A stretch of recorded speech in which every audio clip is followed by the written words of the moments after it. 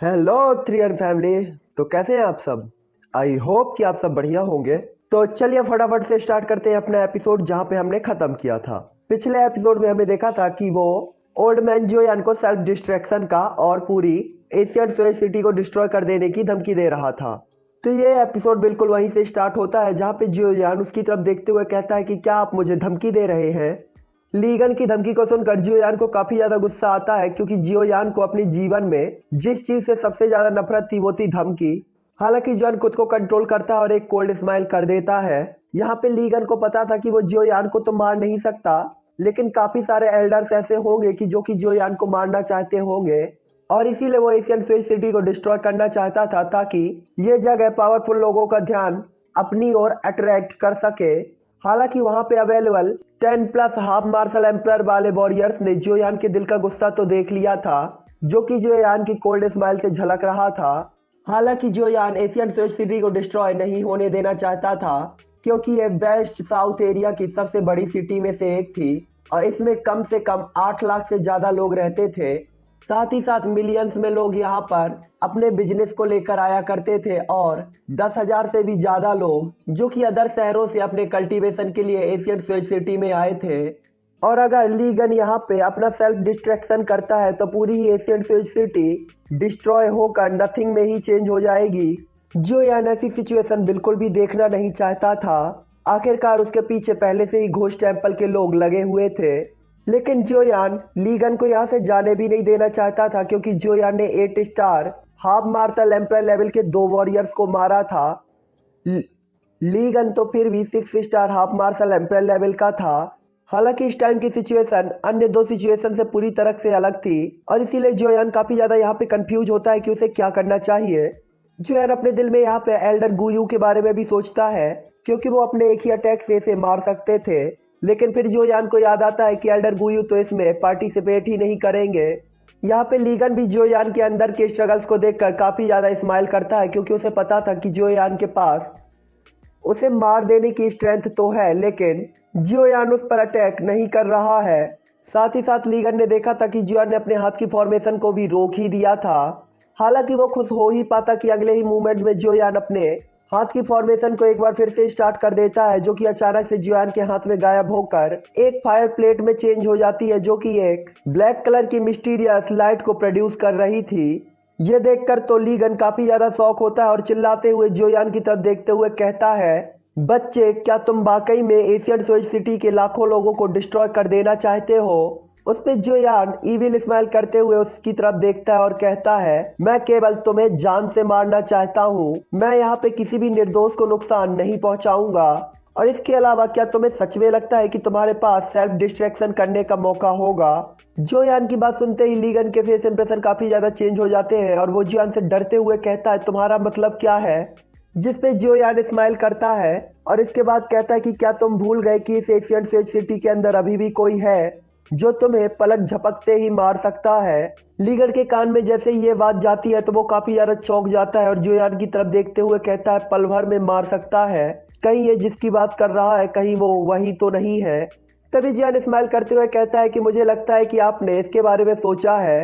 ये सोचकर तो लीगन पूरा कांप जाता है। हालांकि तुरंत ही वो फोर्सफुली स्माइल करते हुए कहता है, तो क्या हुआ अगर सीनियर इस शहर में है तो मेरे और तुम्हारे बीच के मैटर से उनका क्या लेना देना है? अगर ये स्वेज सिटी डिस्ट्रॉय हो भी जाती है तो भी इससे सीनियर को कुछ नहीं होगा। तुम क्या सीनियर को जबरदस्ती इस फाइट के अंदर खींचना चाहते हो? उसकी बात सुनकर जियोयान स्माइल करते हुए कहता है, मैंने ये कब कहा कि मैं एल्डर लुओ को अपने साथ फाइट के लिए इनवाइट करने वाला हूँ? मैं तो बस इतना चाहता हूँ कि वो अपनी जगह की सेफ्टी के लिए मेरी हेल्प कर दे। हालांकि तभी लीगन के पास एक आवाज आती है कि ये मेरी मर्जी है कि मैं किसकी तरफ खड़ा होना चाहता हूँ। और इसके बाद जियोयान के बगल में एक ह्यूमन फिगर अपेयर होती है, जो कि होते हैं एल्डर लुओ। लीगन जैसे ही एल्डर लुओ को देखता है तो उसकी तो सिट्टी पिट्टी ही गोल हो जाती है। उसने कभी भी उम्मीद नहीं की थी कि एल्डर लुओ वास्तव में जियोयान की हेल्प करेंगे, जिससे वो केवल एक ही बार मिले थे। लीगन बस यही सोच रहा था कि आखिरकार जियोयान ने उन्हें किस चीज से अट्रैक्ट किया होगा और जियोयान ने उनके ऊपर इतना अच्छा इफेक्ट कैसे डाला, क्योंकि एल्डर लुओ अपने आंगन से और अपने घर से बाहर कभी भी नहीं आते थे। एल्डर लुओ लापरवाही से लीगन की तरफ देखते हैं और उसकी हालत को देखकर उन्हें थोड़ा सा बुरा लगता है और इसके बाद वो जियोयान की तरफ देखते हुए उसे डांटते हुए कहते हैं, छोटे साथी, ये अगर आपके एहसान के कारण नहीं होता तो मैं इस फाइट में इंटरफेयर बिल्कुल भी नहीं करता। उनकी बात को सुनकर जियोन थोड़ा सा शर्मिंदा होता है और स्माइल करता है। हालांकि मैटर चाहे कुछ भी रहा हो, अगर एल्डर लुओ यहाँ पर आ गए थे तो इसका मतलब था कि अब लीगन मरने ही वाला था। नीचे के लोग भी काफी ज्यादा इंटरेस्टेड तरीके से अब इस फाइट को देख रहे थे, क्योंकि इस फाइट में एल्डर लुओ शामिल हो चुके थे और सभी लोगों ने उनकी बात को भी सुना था। ओल्ड लुओ जियोयान से बात करने के बाद आखिरकार लीगन की तरफ देखते हैं और काफी ज्यादा डिसरिस्पेक्टेड वे में उसकी तरफ बोलते हैं, मैंने सुना है कि ओल्ड तुम मेरे घर के ऊपर सेल्फ डिस्ट्रैक्शन करना चाहते हो। हालांकि मैं इस मैटर में इंटरफेयर नहीं करना चाहता था, लेकिन जैसे ही मैंने ये सुना तो मैंने सोचा कि आपसे बात करने के लिए मुझे बाहर आना चाहिए। क्या मैं जान सकता हूँ कि ये सच है या नहीं? और इतना कहने के बाद एल्डर लुओ एक जम्हाई लेते हैं और लीगन की तरफ देखने लगते हैं। लीगन के तो यहाँ पे हाव भाव ही पीले पड़ चुके थे और उसकी पूरी बॉडी ही पीली पड़ चुकी थी। ओल्ड लुओ की इस फाइट में एंटर हो जाने के बाद अब लीगन के पास कुछ भी नहीं बचा था जिसका यूज वो जियोयान को धमकाने के लिए कर सकता था, और अगर वो ऐसा नहीं करता तो आज के दिन उसकी मौत भी कंफर्म ही थी। अगर प्रेजेंट टाइम में वो जीना चाहता था तो उसके पास सिर्फ केवल एक ही रास्ता था कि जियोयान से जाकर माफी मांगना और पूरी कोशिश करना कि जियोयान उसे माफ कर दे। और क्योंकि ओल्ड लुओ वहीं पे खड़े थे तो हो सकता था कि ओल्ड लुओ की वजह से जियोयान उसे छोड़ दे। हालांकि लीगन जैसे ही सोचता है कि वो 6 star half martial emperor level का वॉरियर है, वो भला 3 star half martial emperor level के वॉरियर से माफी कैसे मांग सकता है। वो जीना तो चाहता था लेकिन वो जियोयान से माफी किसी भी हालत में नहीं मांगना चाहता था और जियोयान को देखकर उसे काफी ज्यादा गुस्सा आ रहा था। हालांकि उसे पता था कि अगर आज उसकी मौत हो गई तो उसका गुस्सा भी धरा का धरा रह जाएगा और साथ ही साथ उसका पूरा सेक्ट भी डिस्ट्रॉय हो जाएगा, और वो ऐसी चीजें नहीं करना चाहता था क्योंकि यहाँ पे उसका ग्रैंड सन भी अवेलेबल था। और यही सब सोच कर लीगन अचानक अपने आप को कंट्रोल करता है, अपनी डुईकुई को अपनी बॉडी के अंदर अब्जॉर्ब करता है और अपनी आंखों को बंद करता है। फिर थोड़ी देर बाद वो अपनी आंखों को खोलता है और जियोयान को देखते हुए फोर्सफुली स्माइल करता है, जिसके बाद वो 2 बार खाते हुए जियोयान से कहता है, यंग फ्रेंड, आज जो कुछ भी हुआ वो सिर्फ एक मिसअंडरस्टैंडिंग थी। मैं ओल्ड मैन जब अपने सेक्ट में वापस जाऊंगा तो मैं निश्चित रूप से इसकी जांच जरूर करूंगा। चलो इस फाइट को एक ट्रेनिंग के तौर पर मानते हैं और फ्यूचर में हम एक बहुत अच्छे फ्रेंड जैसे होंगे। तभी ओल्ड लुओ कहते हैं, ओह जांच करना, ये मैं सोचता हूँ कि इसकी कोई भी जरूरत नहीं है। तुम्हारा ग्रैंडसन मेरे सामने तुम्हारी सेखियां बघार रहा था और इसीलिए मैंने इसे एक थप्पड़ मार दिया था। अब तुम मुझे ये मत कहना कि तुम इसके बदले मुझसे फाइट करना चाहते हो। ली कॉन्ग जैसे ही ये बात सुनता है तो वो तो काफी ज्यादा डर जाता है क्योंकि उसकी बॉडी के अंदर जो भी इंजरीज थी वो एल्डर लुओ की वजह से ही थी। लीगन तुरंत ही एल्डर लुओ के सामने ग्रीट करता है और स्माइल करते हुए आसपास के एनर्जी बैरियर को तोड़ देता है और इसके बाद वो तुरंत ही ली कांग की ह्यूमन फिगर को अपने पास खींचता है। ली कांग अपने ग्रैंडफादर के चेहरे पर जैसे ही सैडनेस देखता है तो वो काफी ज्यादा चौंक जाता है और इसके बाद वो देखता है कि एल्डर लुओ जियोयान के बगल में खड़े हैं। तो ली कांग को अब तक सब कुछ समझ में आ गया था। हालांकि ली कांग कुछ कह पाता कि तभी लीगन एक थप्पड़ ली कांग के चेहरे पे मारते हैं, जिसके कारण उसका चेहरा आधा फूल जाता है और उसकी नाक से खून भी बहने लगता है। अब तक ली कांग के चेहरे पे 5 चमकदार उंगलियों के निशान बन चुके थे। लीगन तुरंत ही ली कांग की तरफ देखते हुए कहते हैं, क्या तुम्हारी बॉडी की इंजरीज वास्तव में ब्रदर जियोयान की वजह से है?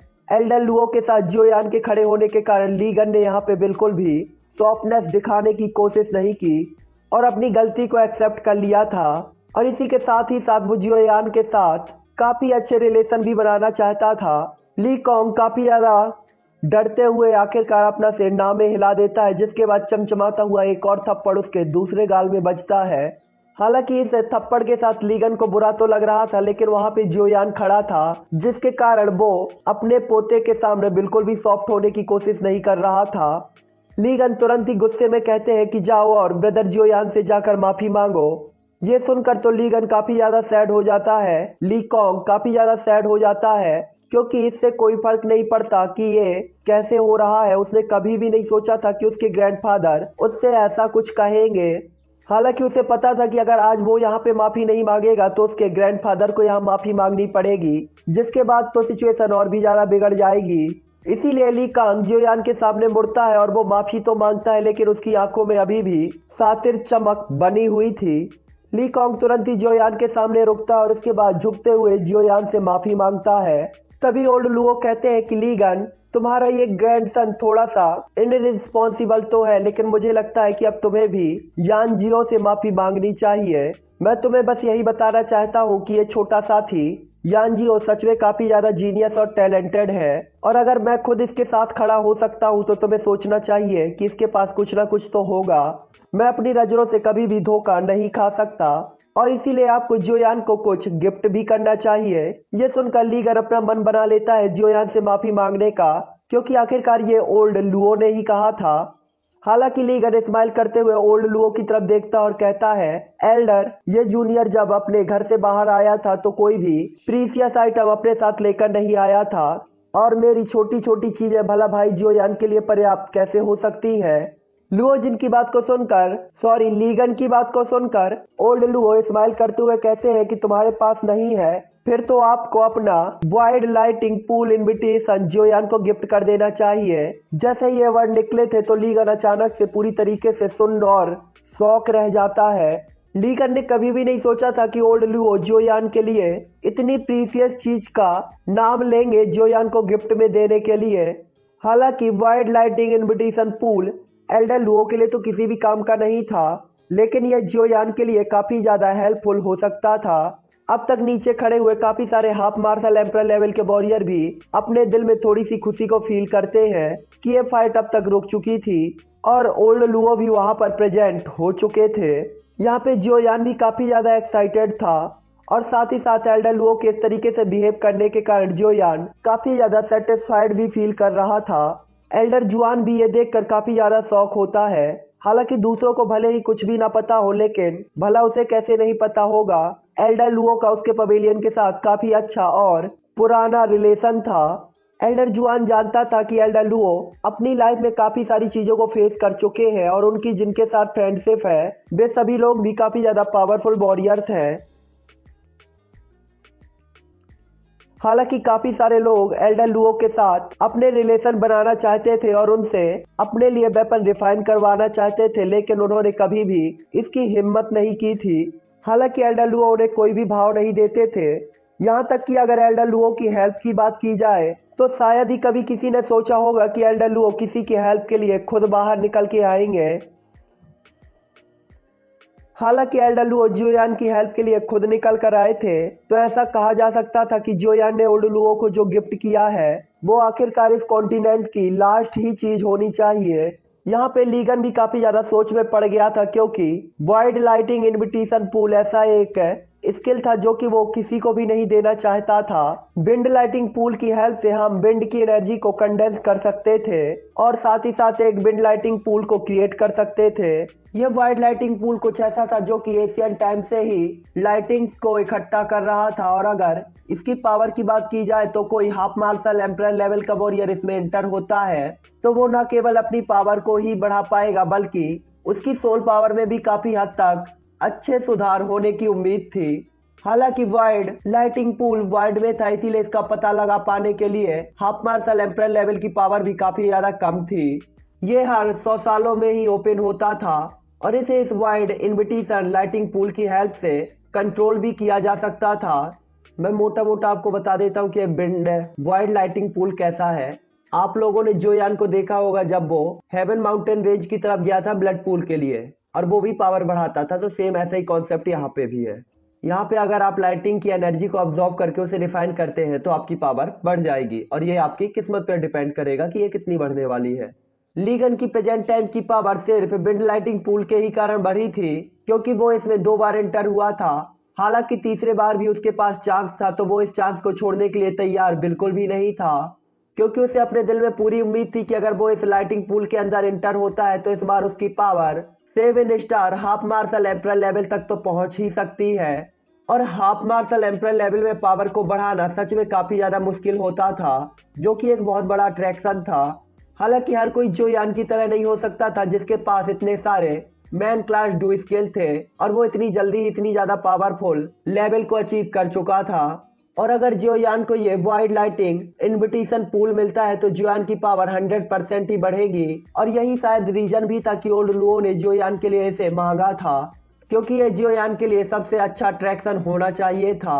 हालांकि ओल्ड लुओ ने जियोयान को वॉइस ट्रांसफॉर्मिंग की हेल्प से इस वाइड लाइटिंग के बारे में भी बता दिया था, जिसके कारण जियोयान और भी ज्यादा एक्साइटेड था। और अगर लीगन जियोयान को इतनी प्रीसियस चीज देकर माफी मांगता है तो जियोयान इस चीज को कभी भी मना नहीं करेगा। इसीलिए जियोयान लीगन की तरफ देखता है तो लीगन झिझकते हुए आखिरकार अपना हाथ अपनी चेस्ट के पास लेके जाता है, जहाँ पे लगी हुई एक प्लेट तुरंत ही घूमना स्टार्ट कर देती है, जिससे काफी पावरफुल और रिच ऑरा निकल रहा था। उससे निकलने वाले ऑरे को देखकर लीगन तुरंत ही जियोयान की तरफ देखता है और चिल्लाते हुए कहता है, फ्रेंड जियो यान जियो, कृपया अटैक ना करे। ये वाइड लाइटिंग पहले ही मेरे लिए बेकार है, तो ये अच्छा होगा कि मैं इसे आपको ही दे दूं। हालांकि उसके वर्ड काफी ज्यादा क्रूएल थे, लेकिन जियोयान ने सुनकर काफी ज्यादा रिलैक्स फील किया कि आखिरकार वो इसे देने के लिए एग्री तो है। हालांकि जियोयान को पता था ये सब ओल्ड लुओ के कारण होना चाहिए, वरना वो इतनी प्रीसियस चीज इतनी आसानी से तो जियोयान को बिल्कुल भी नहीं देता। साथ ही साथ यहाँ पे लीगन भी जियोयान के अटैक से काफी ज्यादा डरा हुआ था, क्योंकि उसे पता था कि उस जियोयान का एक ही अटैक और उसकी लाइफ यहीं पर खत्म, और इसके बाद ये लाइटिंग पूल जियोयान के हाथ में अपने आप ही चला जाएगा। तो इससे अच्छा था कि वो जियोयान को गिफ्ट करके अपनी लाइफ को बचा ले। यहाँ पे ओल्ड लुओ जियोयान को देखकर अचानक से अप्रिसिएटिव स्माइल कर देते हैं। उन्होंने देखा था कि जियोयान सच में काफी ज्यादा होशियार था, और इसमें कोई भी शक की बात नहीं थी कि जियोयान एक ना एक दिन इस कॉन्टिनेंट के टॉप को लीड जरूर करेगा। कुल मिला के ये BDTH1 में लड़कियों को इम्प्रेस करता था, यहाँ पे लड़कों को इम्प्रेस कर रहा है। जियोयान को हाथ नीचा करते हुए देखकर लीगन आखिरकार रिलैक्स फील करता है, और इसके बाद वो अपने दिल में यही याद कर रहा था कि एक ना एक दिन वो जियोयान को इस अपमान का बदला जरूर लौटाएगा। हालांकि वो इन थॉट्स को तुरंत ही इग्नोर करता है, और इसके बाद जबरदस्ती अपने चेहरे पे एक स्माइल लाता है, जिसके बाद लीगन के हाथ में एक चमकीले सिल्वर रंग का एक इनविटेशन कार्ड दिखाया जाता है, जो कि लीगन के हाथ से तुरंत ही जियोयान की तरफ चला जाता है। जियोयान तुरंत ही अपना हाथ बढ़ाता है और उस वाइड लाइटिंग इनविटेशन पूल को अपने हाथ से पकड़ लेता है, क्योंकि जियोयान को पता था एल्डर लुओ उसकी तरफ खड़े हुए हैं, तो लीगन कुछ भी गलत करने की हिम्मत तो कभी भी नहीं करेगा। यहाँ पे लीगन सच में काफी ज्यादा दर्द में था, क्योंकि उसने देखा था जियोयान ने उस इनविटेशन को अपनी स्टोरेज रिंग में रख लिया है। इसके बाद लीगन थोड़ा सा झुकता है और एल्डर लुओ को ग्रीट करता है। इसके बाद वो घूमकर लीकॉन्ग को साथ लेकर चला जाता है। हालांकि वो जैसे ही मुड़ता है तो जियोयान की आवाज सुनाई देती है, ब्रदर लीगन, क्या तुम सच में ऐसे ही जा रहे हो? क्या तुम भूल गए कि तुम्हें अभी भी मुझे अपॉलजी गिफ्ट नहीं दिया है? जियोयान की बात सुनकर ओल्ड लुओ भी अपनी भौहों को उठा लेते हैं, और इसके बाद जियोयान की तरफ देखते हुए कहते हैं, अपॉलजी गिफ्ट? तो फिर आपने अभी क्या लिया है? अब क्यों आप मांग रहे हो? क्या तुम सच में उसके साथ लाइफ और डेथ का बैटल करना चाहते हो? यहाँ पे लीगन भी जियोयान को काफी ज्यादा उदास भाव से मुड़कर देखता है, क्योंकि जियोयान उसके लिए बार बार चीजें क्रिटिकल कर रहा था। हालांकि यहाँ जियोयान फीके स्माइल के साथ लीगन को ही देख रहा था, जैसे कि वो किसी चीज का वेट कर रहा हो। जियोयान लीगन को देखकर यह समझ गया था कि वो अभी भी कुछ भी नहीं सोच रहा है। हालांकि एल्डर लुओ की चतुराई को देखते हुए वो तुरंत ही जियोयान के वर्ड्स के मतलब को समझ जाते हैं, और फिर कहते हैं कि ब्रदर लीगन, क्या ऐसा हो सकता है कि तुम इतनी जल्दी भूल गए? आपने ये वाइड लाइटिंग पूल इनविटेशन मुझे दिया है।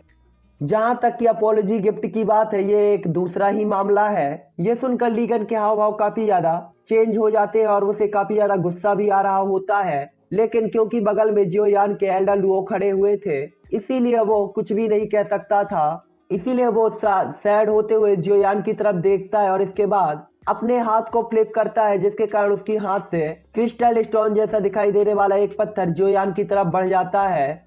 लीगन इस क्रिस्टल स्टोन को काफी ज्यादा पेनफुल इमोशंस के साथ देखता है।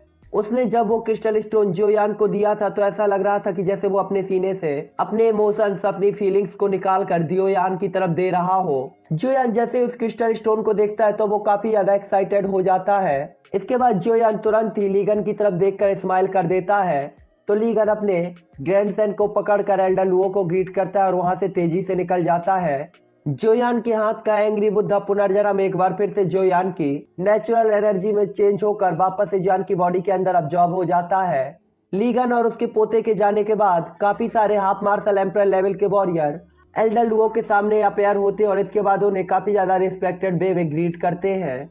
हालांकि एल्डर लुओ को ग्रीट करने के बाद वो ये बात बिल्कुल भी नहीं भूले थे कि जोयान भी उनके बगल में खड़ा है और इसीलिए वो एक एक करके जोयान से बात भी कर रहे थे। हालांकि इन लोगों के इतने रिस्पेक्टेड वे में बिहेव करने का कारण जोयान की पावर तो थी ही, लेकिन साथ ही साथ इसका रीजन एल्डर लुओ भी थे जो कि जोयान के बगल से अभी अभी ही गए थे। और यहाँ पे इन सभी एल्डर का मोटिव जोयान से फ्रेंडशिप करके एल्डर लुओ से फ्रेंडशिप करने का था, क्योंकि उन्होंने देखा था एल्डर लुओ जोयान के साथ कितने अच्छी तरीके से बिहेव कर रहे थे और कितने अच्छी तरीके से उसे ट्रीट कर रहे थे। हालांकि जोयान भी इन सभी चीजों को लेकर काफी ज्यादा आलसी था, इसीलिए वो कुछ देर तक बात करने के बाद वहां से चला जाता है। जिसके बाद वो हाफ मार्शल एम्परर लेवल के वॉरियर भी एक दूसरे से थोड़ी देर बात करने के बाद तितर बितर हो जाते हैं। जिसके बाद रात के टाइम पे हमें हवा में उड़ती हुई एक ह्यूमन फिगर दिखाई देती है जो कि एशियन स्विच सिटी के बाहर जाकर पुराने जंगलों की ओर उड़ रही थी और वो कुछ ही सेकंडों के अंदर कई हजार किलोमीटर दूर तक पहुंच चुकी थी।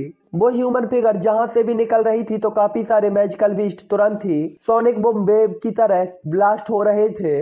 और ये जियान होता है जो कि अपने रिट्रीट के लिए जंगल में आया था और इसके बाद आधा महीना तेजी से राइटर गायब कर देता है और इसके बाद अल्केमिस्ट ग्रैंड मीटिंग शुरू होने का टाइम शुरू हो गया था, जिसके कारण एशियन स्विच सिटी के अंदर काफी सारे एल्डर्स और हाफ मार्शल एम्परर लेवल के वॉरियर्स आना स्टार्ट हो गए थे। इतने फुल लोग वास्तव में अल्केमिस्ट ग्रैंड मीटिंग के लिए आए थे, जिसके कारण कहा जा सकता था कि अल्केमिस्ट ग्रैंड मीटिंग सच में काफी ज्यादा एक्स्ट्रा ऑर्डिनरी होने वाली थी।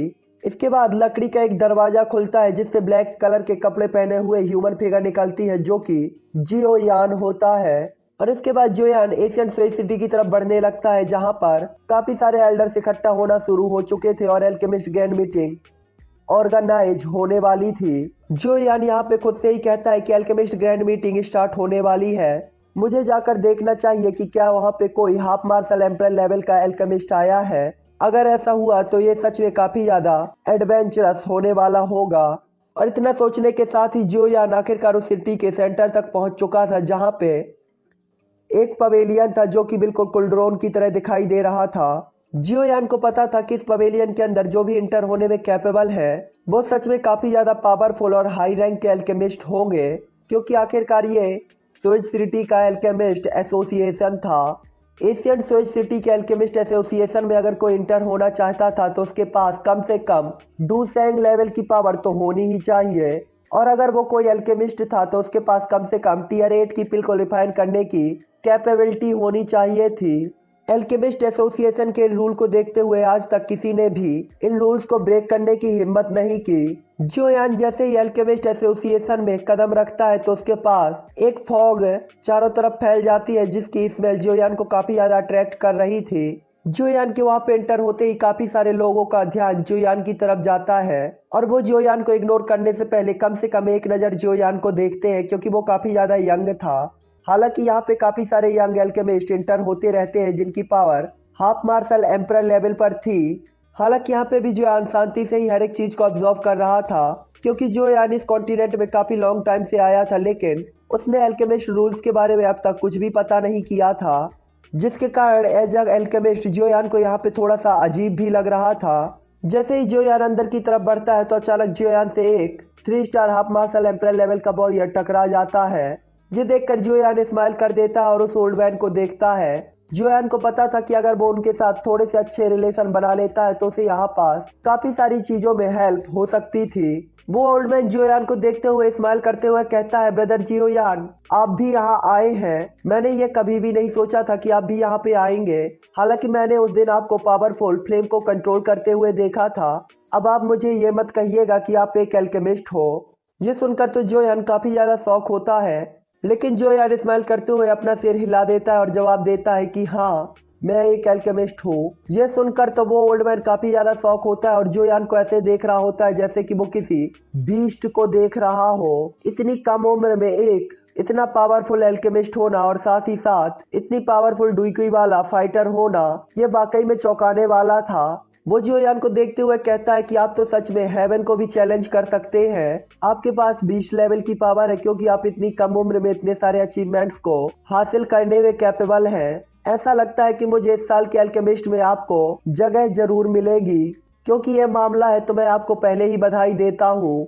उसकी बात सुनकर जोयान स्माइल कर देता और कुछ भी नहीं बोलता। जोयान उससे कहता है कि मैं बस यहाँ पास देखने के लिए आया था, क्योंकि मैं इसके लिए काफी ज्यादा क्यूरियस था कि यहाँ पास चीजें कैसे होने वाली है। इसके बाद जोयान कहता है कि भाई किंग जोंग, मैंने लॉन्ग टाइम से एल्केमिस्ट बैच के लिए कोई भी टेस्ट नहीं दिया है, तो आज मैं देखना चाहता हूँ कि मैं एक बैच को पास कर पाता हूँ या नहीं, क्योंकि ये मेरे लिए काफी अच्छा होगा अगर मैं एक बैच को ले लेता हूँ तो। यह सुनकर किंग जोंग काफी ज्यादा स्माइल करता है। इसके बाद जोयान को गाइड करने लगता है, क्योंकि अल्केमिस्ट एसोसिएशन में किंग जोंग को काफी ज्यादा लोग जानते थे, जो कि जोयान का काफी ज्यादा टाइम बचा सकता था। कुछ ही देर के अंदर वो एक बड़े हॉल के अंदर पहुंचते हैं, जहां पे बहुत सारी भीड़ लगी हुई थी और उन सभी लोगों का मोटिव जोयान जैसा ही था कि वो एक हाई रैंक का बैच टेस्ट देना चाहते थे। साथ ही साथ वो अपनी स्पिरिचुअल पावर का टेस्ट भी देने के लिए यहाँ पर आए थे। हालांकि यहाँ पे काफी सारे लोग थे, लेकिन वे सभी लोग छोटे साथी थे जिनका उल्लेख किया ही नहीं जा सकता। तभी झुकुन जोयान की तरफ देखते हुए कहता है, सॉरी किंग जोंग जोयान की तरफ देखते हुए कहता है कि ब्रदर जोयान, आप किस रैंक का टेस्ट देना चाहते हैं? शायद हो सकता है मैं आपकी मदद कर पाऊं। उसकी बात को सुनकर जोयान स्माइल कर देता है, क्योंकि जोयान के पास हमेशा ही कोई ना कोई होता था जो उसकी हेल्प कर देता था। इसीलिए जोयान थोड़ा देर तक सोचता है और इसके बाद कहता है कि भाई किंग जोंग, क्या आप मुझे बता सकते हैं कि यहाँ पे एल्केमिस्ट का सबसे हाई ग्रेड कौन सा है? हालांकि जोयान ने ये बात तेजी से नहीं कही थी, लेकिन वहाँ पास जो भी लोग अवेलेबल थे वो सब भी कमजोर नहीं थे। यहाँ पे सबसे कमजोर 8 रैंक का एल्केमिस्ट था। जैसे ये वॉइस उनके कानों में पड़ती है तो वे सभी लोग काफी ज्यादा चौंक जाते हैं और सीधा ही जोयान की तरफ देखते हैं। किंग जोंग भी ये वर्ड सुनकर काफी ज्यादा चौंक जाता है, क्योंकि उसने नहीं सोचा था कि जोयान ऐसा कुछ कहेगा। हालांकि वो जोयान की तरफ देखकर स्माइल करता है और उसे बताता है कि यहाँ का सबसे हाई ग्रेड रैंक 9 का एल्केमिस्ट बनना है। मैं जानना चाहता हूँ कि क्या तुम सच में इस ग्रेड का टेस्ट देना चाहते हो? ये सुनकर जोयान थोड़ा सा सैड होता है और खुद से ही धीमी आवाज में बड़बड़ाते हुए कहता है, ग्रेड 9, ये तो अभी भी बहुत कम है। हालांकि आवाज बहुत धीमी थी, लेकिन किंग जोंग हाफ मार्शल एम्परर लेवल का वॉरियर था और उसने जोयान के इन वर्ड को सुन लिया था। साथ ही साथ टेस्ट लेने वाले काफी सारे हाई रैंक के एल्डर्स ने भी जोयान की बात को सुना था। जैसे ही उन्होंने सुना कि ग्रेड 9 का रैंक जोयान के लिए कम है, तो वो सोचते हैं कि क्या जोयान सच में हाई रैंक का टेस्ट देना चाहता है। जोयान की बात सुनकर अब तक वहाँ पे सभी लोग काफी ज्यादा शॉक रह गए थे, क्योंकि यहाँ पे बहुत ही कम लोग थे जो टियर 9 की हाई ग्रेड का टेस्ट दे सकते थे। यहाँ तक कि हाफ मार्शल एम्परर लेवल का वॉरियर भी एक रैंक 9 के एल्केमिस्ट के साथ काफी ज्यादा सॉफ्टली बिहेव किया करता था। हालांकि जोयान 9 ग्रेड की रैंक को अपने दिल में ही नहीं रखता था, वो इसे बहुत कम समझता था। यही सोचकर सब लोग जोयान को देख रहे थे कि आखिरकार इसका लेवल और इसकी पावर क्या होगी। इसीलिए वहां पे सभी लोग शौक थे। हालांकि उन्हें पता था कि एक पिल को रिफाइन करने के लिए सबसे इंपॉर्टेंट चीज जो होती है वो होती है स्पिरिचुअल पावर। और वहां खड़े सभी एल्डर ये जानकर चौंक जाते हैं कि जोयान की स्पिरिचुअल पावर पहले ही इतनी कम एज के अंदर दी स्टेट पर पहुंच चुकी थी। तभी जोयान को एक एल्डर जो कि ग्रेड 9 के एडवांस एल्केमिस्ट थे, जोयान से कहते हैं कि फ्रेंड, कॉन्फिडेंस अच्छी चीज होती है, लेकिन ओवर कॉन्फिडेंस हमेशा ही लोगों को डिस्ट्रॉय कर देता है। तो मैं आपसे बस यही कहूंगा कि आपको रैंक 9 के एडवांस लेवल का टेस्ट देना चाहिए, क्योंकि मुझे नहीं लगता आप हाई रैंक के लिए अभी भी कैपेबल होंगे। उस एल्डर की बात को सुनकर किंग जोंग तुरंत ही उसकी तरफ देखता है। किंग जोंग समझ गया था कि ये एल्डर चाहता है कि जोयान हाई रैंक का टेस्ट दे और उसमें फेल हो जाए, जिसके बाद ये उसका मजाक उड़ा सके, और इसीलिए उसने इस लहजे से जोयान से बात की थी। ये कुछ ऐसा नहीं था जो कि किंग जोंग चाहता था और वो नहीं सहन कर सकता था कि ऐसा कुछ हो, इसीलिए वो तुरंत ही आगे बढ़ता है। हालांकि यह बात सुनकर जोयान भी समझ गया था कि एल्केमिस्ट एसोसिएशन के मेंबर ठीक वैसे ही है जैसा किंग जोंग ने जोयान को बताया था। वे सभी लोग काफी ज्यादा ईगोफुल और एरोगेंट है। हालांकि जोयान यहाँ पे अपना टाइम बर्बाद करने के लिए काफी ज्यादा आलसी था, इसीलिए वो उससे ज्यादा बात नहीं करता, क्योंकि जोयान तो टियर 9 के हाई लेवल पर 10 साल पहले ही पहुंच चुका था। अब जबकि जोयान एक एम्परर था तो वह टियर 9 के एल्केमिस्ट जैसी रैंक को हासिल करना बिल्कुल भी नहीं चाहता था। साथ ही साथ एक एल्केमिस्ट जिसकी रैंक 9 थी वो जोयान के साथ ऐसे बात कर रहा था, जिसके कारण जोयान को थोड़ा सा डिसरिस्पेक्ट फील हुई थी और अपने दिल में वो काफी ज्यादा नाराज भी था। जोयान किंग जोंग को रोकने के लिए आगे बढ़ता है, जो कि आगे बढ़ने ही वाला था, और इसके बाद धीरे से एल्डर की तरफ चला जाता है। जोयान जहाँ पे भी जा रहा था तो लोग उसके लिए अपने आप ही रास्ता छोड़ दे रहे थे। इस टाइम पे हर कोई जोयान को ही देख रहा था। वो सब लोग जोयान की आखिरकार ट्रू स्ट्रेंथ को देखना चाहते थे कि क्या सच में जोयान ने जो कहा है वो कर सकता है या नहीं। एल्डर के साथ चलते हुए जोयान यहाँ पे बिल्कुल शांत होता है और इसके बाद वो अपने साथ उस ओल्ड मैन के पास पहुंचते हुए धीरे से कहता है, आपने जो कहा था उसके हिसाब से यहाँ पे आगे की रैंक भी होनी चाहिए, क्योंकि आप नहीं जानते कि मैं वहां पर आसानी से जाऊं। तो मुझे बताइए कि टेस्ट क्या है, मैं उसे सीधे पास करके हाई रैंक पर परीक्षा देने के लिए जा सकता हूं। जोयान की बात को सुनकर वो एल्डर के हाव भाव तुरंत ही भद्दे हो जाते हैं कि जोयान ने इस टेस्ट को कोई भी ज्यादा इंपॉर्टेंस नहीं दी थी। हालांकि वो एल्डर एक जगह की तरफ इशारा करते हुए जोयान को कहता है, ये स्पिरिट टेस्टिंग टैबलेट है, आप इसे अपनी हथेली पे रख के जब तक अपनी स्पिरिचुअल पावर को डालेंगे तो ये बता सकती है कि आपकी स्पिरिचुअल पावर कितनी ज्यादा पावरफुल है और आप किस ग्रेड के अल्केमिस्ट होने में सक्षम है। इस टैबलेट की high rank perfectly heavenly stage और 9 ग्रेड हाई रैंक अल्केमिस्ट है।